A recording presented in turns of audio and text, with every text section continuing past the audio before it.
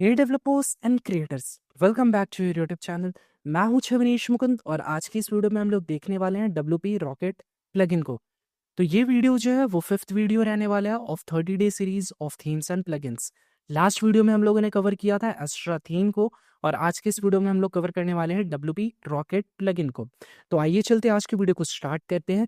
But जैसे कि मैं हर वीडियो के स्टार्ट में आपको समझाता हूँ कि इस चैनल को सब्सक्राइब कर ले। चैनल को सब्सक्राइब करने से होगा क्या, क्योंकि इस चैनल पे आपको जो है वो अलग अलग निच की वेबसाइट से रिलेटेड, डोमेन से रिलेटेड, होस्टिंग से related, different themes and plugin से रिलेटेड जो भी ट्यूटोरियल वीडियोस होते हैं, जो भी अपडेट्स होते हैं, जो भी टिप्स एंड ट्रिक्स होते हैं या जो भी आपके प्रॉब्लम्स कमेंट बॉक्स पे आते हैं, उन पे ही वीडियो बनाया जाता है।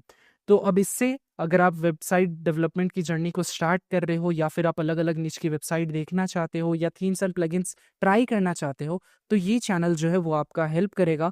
यहाँ पे जो ट्यूटोरियल वीडियोस है वो देख करके आप उन चीज़ों को सीख सकते हो और फिर उनको ट्राई कर सकते हो। इसलिए चैनल को सब्सक्राइब कर ले एंड नोटिफिकेशन बेल को हिट कर ले, ताकि जो भी मैं वीडियो डालूँ, जब भी मैं वीडियो डालूँ, वो आपके फीड तक पहुँच पाए, उसको आप देख पाओ, अपनी डेवलपमेंट जर्नी को इन्हांस कर पाओ और अपने डेवलपमेंट पार्ट को स्ट्रॉन्ग कर पाओ। तो आइए चलते हैं, सबसे पहले हम लोग कुछ टर्म्स समझ लेते हैं। अगर वो टर्म्स हम लोग समझ लेंगे तो ये प्लगइन का जो सेटअप है वो बहुत ही ज़्यादा आसान हो जाएगा। इसीलिए सबसे पहले हम लोग कुछ टर्म्स को समझ लेते हैं। अब सपोज जो है मैं एक यूज़र हूँ, अगर आप एक यूज़र हो, अगर आप amazon.in सर्च करते हो तो वो कैसे काम करता है। तो मान लेते हैं ये मैं एक यूज़र हूँ और मुझे जो है वो शॉपिंग करना है और शॉपिंग के लिए मैं सर्च कर रहा हूँ amazon.in। तो ये मैं सर्च कैसे करता हूँ, मैं जाता हूँ अपने ब्राउज़र पे, जो भी मैं डिवाइस यूज़ कर रहा हूँ उसके हेल्प से मैं जाता हूँ अपने ब्राउज़र पे, चाहे वो क्रोम ब्राउज़र हो, फायरफॉक्स हो, ओपेरा हो, एज हो, ब्रेव हो, जो भी आप ब्राउज़र यूज़ कर रहे हो उस ब्राउज़र पे जाते हो, फिर वहाँ पे जो है वो एड्रेस टाइप करते हो। जैसे आप अमेज़न सर्च करते हो या amazon.in टाइप करते हो, तो उस केस में क्या होता है, जो हमारा ब्राउज़र होता है, ये जो हमारा ब्राउज़र है ये क्या करता है, रिक्वेस्ट सेंड करता है किसको? सर्वर को। और सर्वर क्या करता है, रिक्वेस्ट का रिप्लाई करता है, जो भी डाटा होता है वो ब्राउज़र को देता है, फिर ब्राउज़र वो डाटा को रीड करता है और डिस्प्ले करता है, जिससे हम लोग को दिखता है कि हम लोग अमेज़न वेबसाइट ओपन हो गया है या फ्लिपकार्ट ओपन हो गया, जो भी शॉपिंग की वेबसाइट है वो हमारी ओपन हो गई है। तो ऐसे जो है वो हमारा ब्राउज़र काम करता है। अब इसमें कुछ टेक्निकल टर्म्स जो कि आज के इस प्लगइन में हेल्प करेगा, जैसे कि सबसे पहला है हमारा कैचे प्लग। कैचे क्या होता है? ठीक है?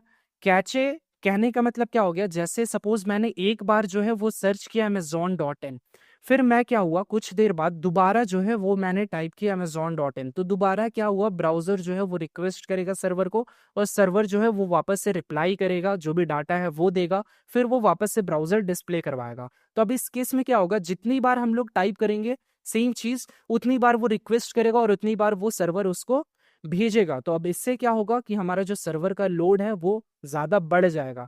तो इस केस में हमारा आता है काम कैचे। कैचे क्या करता है, जो भी डाटा हमने सर्च किया वो डाटा जो हमारे HTML, CSS, जावा के फॉर्म में है उसको स्टोर कर लेता है और फिर जब दोबारा मैं वो चीज़ सर्च करता हूँ तो उसको डिस्प्ले करा देता है।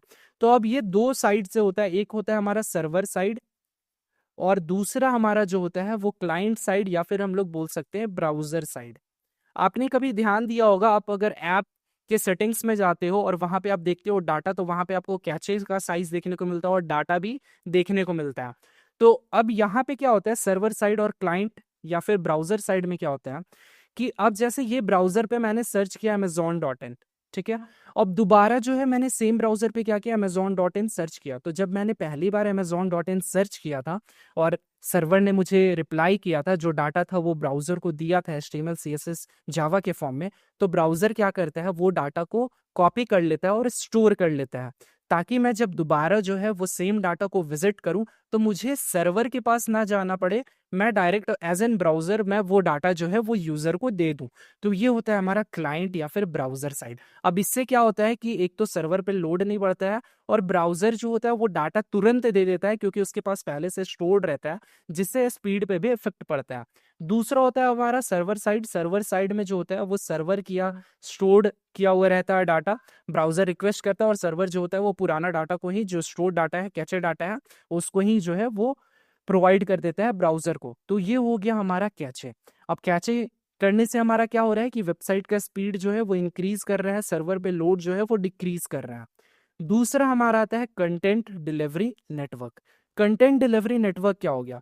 तो जब भी आपको वेबसाइट क्रिएट करने रहती है, आपको दो चीज की जरूरत होती है। एक आपको डोमेन की, जैसे मान लेते हैं xyz.com, और दूसरा आपको नीड रहता है होस्टिंग का, स्पेस का, सर्वर का, जहां पे आपका ये जो वेबसाइट है वो स्टोर्ड हो सके। अब होस्टिंग अलग अलग कंपनी प्रोवाइड करती है, जैसे कि होस्टिंगर हो गई, ब्लू होस्ट हो गई, गोडैडी हो गई, नेपचिप हो गई, साइट ग्राउंड हो गई, और भी बहुत सारी होस्टिंग प्लेटफॉर्म्स है जो कि होस्टिंग प्रोवाइड करती है। अब वो जो होस्टिंग्स है वो क्या होते हैं, अलग अलग सर्वर्स रहते हैं उनके, मतलब अलग अलग जगह पे उन्होंने अपना स्टोरेज बनाया हुआ रहता है जहाँ पे डाटा स्टोर रहता है। सपोज मान लेते हैं हम लोग अगर होस्टिंगर की बात करें तो यूएस में है, अफ्रीका में है, ठीक है, एशिया में है, अलग अलग जगह उनका सर्वर्स है। अब सपोज मान लेते हैं मैंने एक ऐसी होस्टिंग बाई करी जिसका सर्वर जो है वो यूएस में है, ठीक है। यूएस वाले सर्वर वाली मैंने होस्टिंग बाई करी और उस पर मैंने डोमेन डाल दिया xyz.com, और आप एक यूजर हो, ठीक है। आपने फिर ब्राउजर ओपन किया, आपने फिर टाइप कर दिया xyz.com, तो अब ये क्या होगा, ब्राउजर जो है वो रिक्वेस्ट करेगा कहाँ, यूएस सर्वर को। फिर यूएस सर्वर क्या करेगा, उसको रिप्लाई करेगा, जो भी डाटा है xyz.com का, जो भी HTML CSS जावा है, वो प्रोवाइड करेगा किसको, ब्राउजर को। ब्राउजर उसको रीड करेगा और फिर वो डिस्प्ले करेगा किसको, यूजर को। अब इस केस में क्या हो रहा है कि ब्राउजर को यूएस सर्वर से कनेक्ट करना पड़ा है। बट वही अगर मैं CDN की बात करूं तो इसमें पूरा ग्लोबल नेटवर्क रहता है। तो अगर मैं सपोज इंडिया में हूं तो इंडिया में भी इसका सर्वर रहेगा, मान लेते हैं मुंबई में है। तो अब क्या होगा, ब्राउजर जो है वो यूएस सर्वर ना करके मुंबई वाले सर्वर पे कांटेक्ट करेगा और फिर वहां से डाटा को फेच करेगा और वो यूजर को डिस्प्ले कराएगा। अब इस केस में क्या होगा कि जो यूएस सर्वर हमें जाना था उसके बदले में इंडिया वाले सर्वर से ही वो आ जा रहा है डाटा मेरे पास। तो इस केस में भी स्पीड जो है, साइट लोडिंग स्पीड जो है वो इंक्रीज हो जाएगी। तो ये हमारा दूसरा CDN है। तीसरा एक लास्ट हम लोग समझ लेते हैं जो होता है हमारा लेजी लोड। लेजी लोड में हमारा क्या होता है, तो मेरी जो सपोज मान लेते हैं वेबसाइट है xyz.com। अब xyz.com में बहुत सारे इमेजेस हैं, ठीक है। तो जब भी यूजर यानी कि आप जब xyz.com ओपन करोगे तो ये सारे इमेजेस जो हैं वो लोड ले लेंगे। तो जब सारे इमेजेस जो होते हैं वो एक साथ लोड लेते हैं तो उस केस में क्या होता है कि लोड जो है वो इंक्रीज हो जाता है। लोड इंक्रीज होने की वजह से जो स्पीड होती है वो डिक्रीज हो जाती है।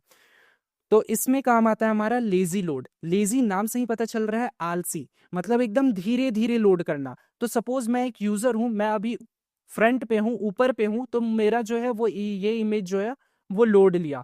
फिर जैसे जैसे मैं नीचे स्क्रॉल कर रहा हूँ, मेरा धीरे धीरे जो ये सब इमेज है एक एक करके लोड होना स्टार्ट हुआ। तो ये हमारा हो गया लेजी लोडिंग। अब इन तीनों की वजह से क्या होता है, जो साइट की स्पीड है वो इंक्रीज हो जाती है, ठीक है। तो होप सो ये तीनों टर्म आपको समझ में आया होगा, कैचे, CDN और लेजी लोड। ये तीनों आपका काम करता है साइट के स्पीड को इंक्रीज करने में। अब चलिए चलते हैं अपने एडमिन पैनल पे, और यहाँ पे फिर अब हम लोग प्लगइन्स के सेटिंग्स को देखते हैं। ये टर्म समझना जरूरी था क्योंकि फिर मैं प्लगइन आपको दिखाता, प्लगइन इंस्टॉल करता, फिर वहां पे अगर आपको चीजें समझ में नहीं आती तो बहुत ही ज्यादा दिक्कत हो जाती, आपके लिए भी वो वर्थ नहीं होता और फिर मेरे वीडियो बनाने का कोई फायदा नहीं होता। अब आज की इस वीडियो में हम लोग कवर करने वाले हैं WP रॉकेट प्लगइन को। अब WP रॉकेट प्लगइन जो है वो नंबर 1 बोला जाता है रिव्यूज के मामले में, नंबर 1 प्रीमियम कैचिंग प्लगइन है। कैचिंग प्लगइन मतलब कि डाटा जो है वो ब्राउजर साइड में ही स्टोर कर लेता है, ब्राउजर साइड में स्टोर करता है और फिर जैसे ही यूजर दोबारा सेम पेज को विजिट करता है वो सेम डाटा को जो है वो डिस्प्ले करा देता है। इसके साथ ही साथ यहाँ पे अगर मैं स्कोर की बात करूँ, स्पीड आप कैसे किसी भी वेबसाइट का चेक करते हो, तो उसके लिए आप गूगल पेज स्पीड इनसाइट जा सकते हो या फिर जेटी मेट्रिक्स भी आप सर्च कर सकते हो। इसके हेल्प से आप चेक कर सकते हो कि आपकी साइट जो है वो कितनी जल्दी लोड ले रही है। अब यहाँ पे क्या है, URL डालना है, तो यहाँ पे जो हमारी वेबसाइट का URL है हम लोग ये डालते हैं।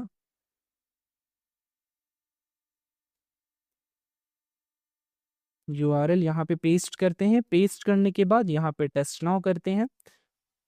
अब ये जो है वो हमारे साइट को पूरा एनालाइज करेगा, सारे चीज़ों को देखेगा, उसके बाद बताएगा कि जो पहला कंटेंट हमारा लोड ले रहा है, पहला इमेज जो हमारा लोड ले रहा है या पहला टेक्स्ट हमारा जो लोड ले रहा है वो कितने टाइम में ले रहा है, ठीक है।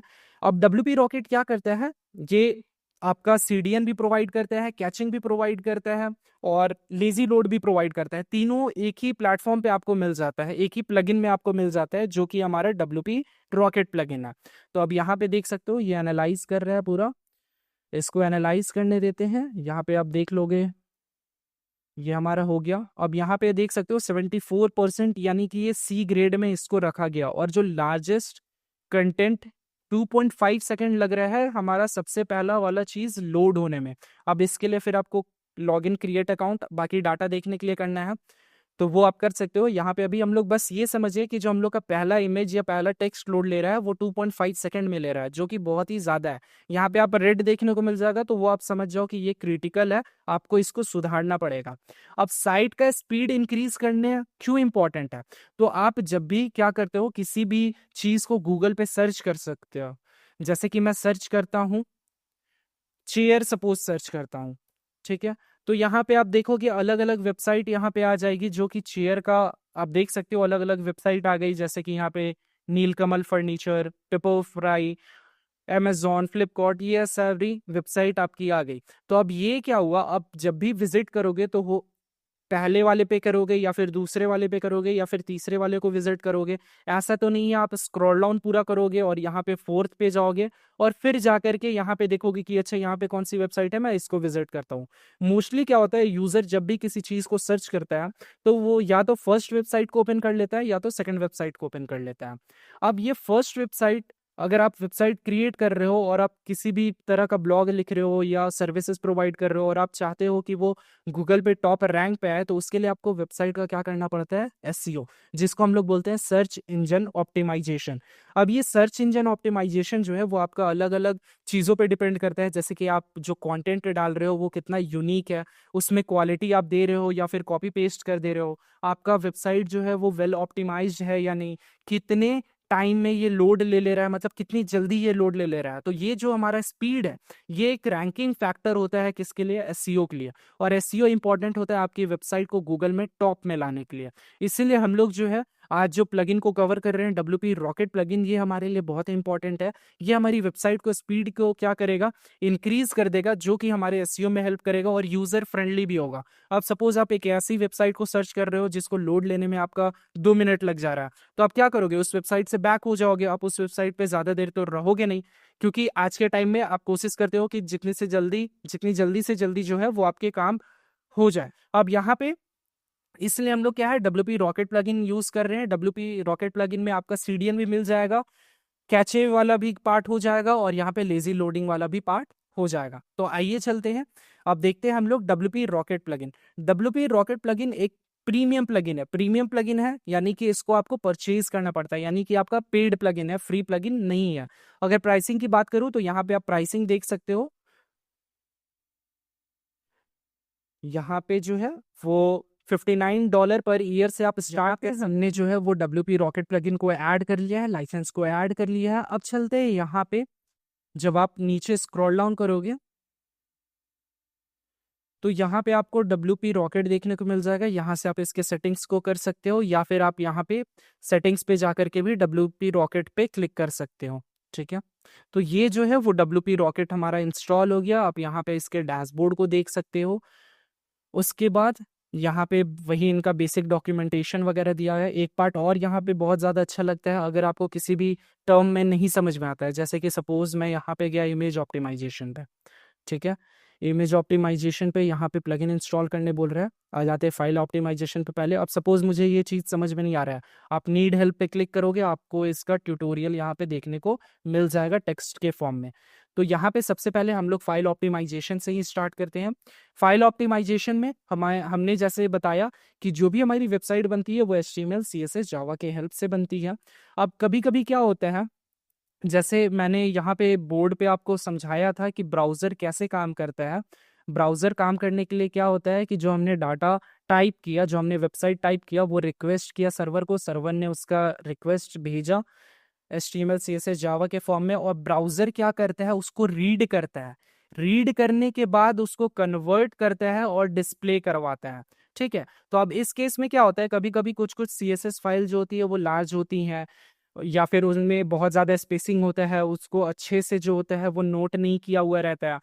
तो उस वजह से भी क्या होता है कि वो समझने में ब्राउजर को बहुत ज़्यादा टाइम लग जाता है। तो इसके लिए क्या होता है, मिनिफाई कर देते हैं इसको, ताकि वो सीएसएस में जो स्पेसेस वगैरह है वो हट जाए, कमेंट वगैरह जो है वो हट जाए। फिर ऑप्टिमाइज सीएसएस डिलीवरी। अब इसमें क्या होगा कि कुछ ऐसे सीएसएस जो कि ब्राउजर रीड नहीं कर पा रहा है, तो उस केस में, या फिर वैसे सीएसएस जो कि काम नहीं कर रहे हैं, उसको आप क्या कर सकते हो, रिमूव कर सकते हो। तो यहां से उसको आप एक्टिवेट कर सकते हो। बट अगर कोई ऐसा स्ट्रक्चर है जिसपे सीएसएस काम नहीं कर रहा है इसको इनेबल करने के बाद, तो आप यहां से इसको अनटिक भी कर सकते हो। वैसे ही जावा फाइल, जो भी आपके फंक्शंस होते हैं वो जावा स्क्रिप्ट के द्वारा होते हैं, तो यहाँ से आप उनको मिनिफाई कर सकते हो। या फिर जो render blocking JS, render blocking का मतलब वही होता है जो ब्राउजर जो है वो रीड नहीं कर पा रहा है, तो उसके लिए आप इसको क्या कर सकते हो, इनेबल कर सकते हो। अब ये जावा स्क्रिप्ट एग्जीक्यूशन, इसमें आप डिले कर सकते हो। जैसे कि सपोज मेरा एक फंक्शन है कि मेरा काउंटडाउन टाइमर लगा हुआ है, अब वो काउंटडाउन टाइमर जो है वो लोड लेगा। अब जैसे ही क्या होगा, यहाँ पे अगर मैं डिले कर दूं तो वो जैसे मैं उसके पास पहुंचूंगा तब जा करके वो स्टार्ट होगा, पहले ही स्टार्ट नहीं हो जाएगा। जब मैं वहां पे पहुंचूंगा तब जाके वो होगा, स्टार्ट हो जाएगा। तो इसको भी आप इनेबल कर देना है। उसके बाद आपको सेव चेंजेस पे क्लिक कर देना है। तो ये हमारा हो गया। उसके बाद अगर हम लोग वापस से यहाँ नीचे आए लेफ्ट हैंड साइड में, फिर आप देख सकते हो मीडिया का है। मीडिया में आपको लेजी लोड देखने को मिल जाएगा। लेजी लोड मैंने समझाया कि सारे इमेजेस जो हैं वो एक साथ ना लोड लेकर के एक एक करके लोड ले, तो यहाँ पे इनेबल कर देना है। बैकग्राउंड इमेजेस के लिए इनेबल कर देना है। आई फ्रेम या फिर वीडियोस के लिए भी इनेबल कर देना है। ठीक है। और यहाँ पे प्रीव्यू इमेज आप डाल सकते हो। सपोज आपका यूट्यूब वीडियो है, वो अगर आपका लोड नहीं लिया तो उसके बदले एक प्रीव्यू इमेज आ जाएगा। ठीक है, जिसको आपको सेट कर लेना है। उसके बाद यहाँ पे इमेज डायमेंशन आपको ऐड कर लेना है। फिर आते हैं कि यहाँ पे ये वाला पार्ट, फॉन्ट्स वाला पार्ट।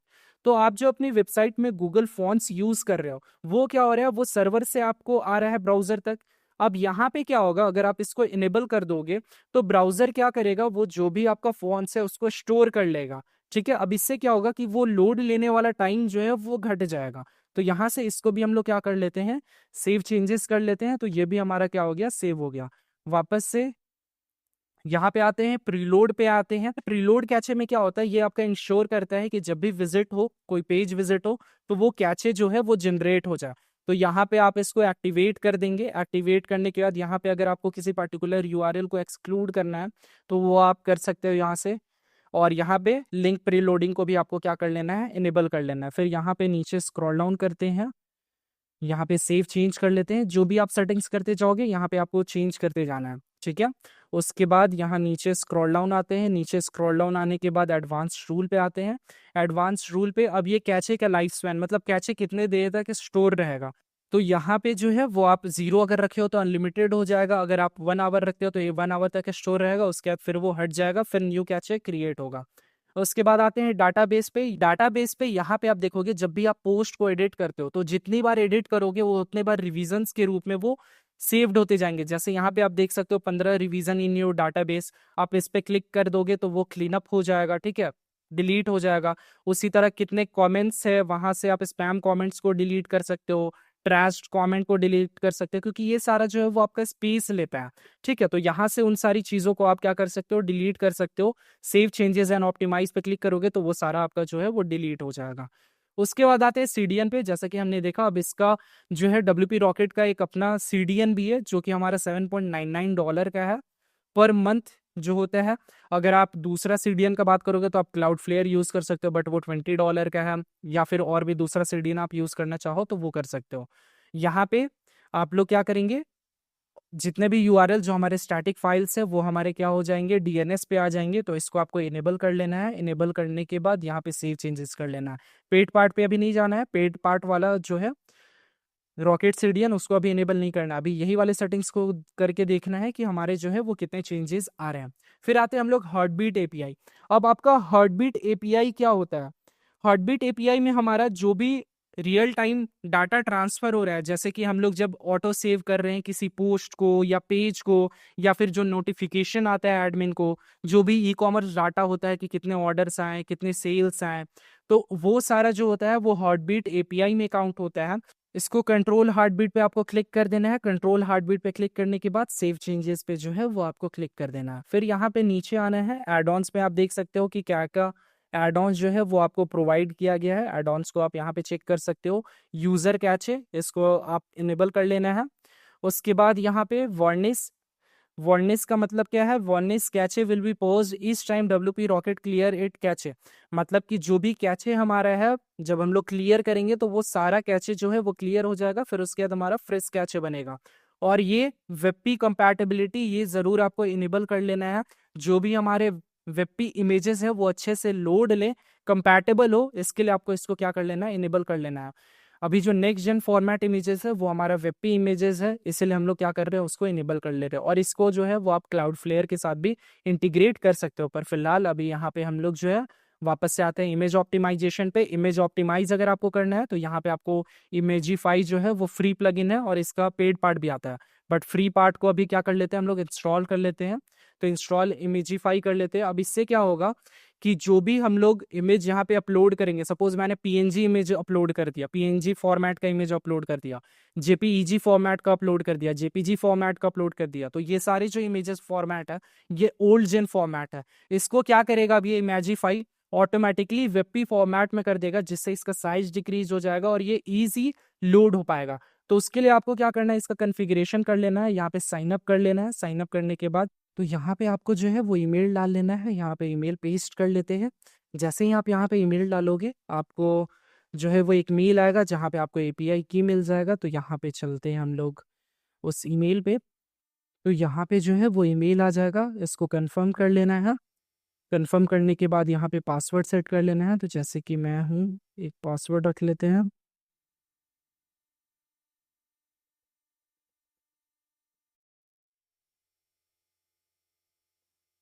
पासवर्ड रखने के बाद यहाँ रीसेट माई पासवर्ड पे आपको क्लिक कर देना है।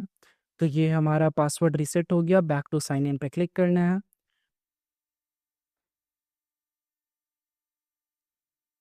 बैक टू साइन इन पे क्लिक करने के बाद यहाँ पे आपको ईमेल डाल लेना है। यहाँ पे जो है वो पासवर्ड डाल लेना है। पासवर्ड डालने के बाद यहाँ लॉगिन पे आपको क्लिक करना है। लॉगिन पे क्लिक करने के बाद यहाँ पे आपको मिल जाएगा इमेज ऑप्टिमाइजेशन। ठीक है, यहाँ पे अगर हम लोग क्लिक करें API इंटीग्रेशन पे, API इंटीग्रेशन पे क्लिक करने के बाद यहाँ पे आपको API की मिल जाएगा। वापस से आते हैं अपने वो वाले टैब पे। यहाँ पे आई हैव माई API की पे आपको क्लिक कर देना है, API की पेस्ट कर देना है। तो ये जो है वो हमारा कनेक्शन हो जाएगा। ठीक है, उसके बाद यहाँ पे अगर हम लोग इमेजिफाई पे हैं तो ये हमारा जो है वो API की कनेक्टेड है। यहाँ पे देख सकते हैं your API key is valid. Auto optimize images पे आपको कब क्लिक कर देना है। बैकअप ओरिजिनल इमेजेस पे क्लिक कर देना है। अगर आपको लूजलेस कंप्रेशन देना है तो वो कर सकते हो, बट इमेज का क्वालिटी मुझे नहीं घटाना है तो वही रखता है। और display images in next gen format, इस पर आपको क्लिक कर देना है। तो जो भी आपके इमेजेस है वो वेबपी में आएंगे, आपके नेक्स्ट जेन फॉर्मेट में आएंगे आपके। ठीक है, वापस से यहाँ नीचे स्क्रॉल डाउन करते हैं। यहाँ पे सेव चेंजेस का ऑप्शन है, सेव कर लेते हैं। तो ये जो है वो हमारा इमेजिफाई का सेटिंग्स भी हमारा हो जाएगा। वापस से आते हैं WP रॉकेट पे। WP रॉकेट पे यहाँ पे अगर स्क्रॉल डाउन करें, टूल्स में आप देख सकते हो सेटिंग्स को इंपोर्ट कर सकते हो, सेटिंग्स को एक्सपोर्ट कर सकते हो। अगर आपको पुराने वर्जन पे रोल बैक करना है तो वो भी आप यहाँ से कर सकते हो। बाकी जो है वो आपका ट्यूटोरियल्स है या फिर इनके द्वारा जो अदर प्लगइन्स है वो आप यहाँ से देख सकते हो। ठीक है, जैसे रैंक मैथ का है, बैकअप WP है, टर्मली है, ये सारे प्लगइन्स को आप देख सकते हो। तो ये था हमारा basic overview video. Hope so आपको वीडियो पसंद आया। वीडियो पसंद आया तो वीडियो को लाइक कर दे, एक प्यारा सा कमेंट ड्रॉप कर दे, और अगर कोई कंफ्यूजन हो तब भी कमेंट बॉक्स में बताएं कि मुझे ये समझ में ना आया, इस पॉइंट पे नहीं समझ में आया, तो उसको फिर देखा जाएगा कि कैसे आपको समझाया जा सकता है। बाकी आज के इस वीडियो के लिए इतना ही। Thank you for watching this video till last. Last तक देखने के लिए आप सभी लोगों का दिल से शुक्रिया।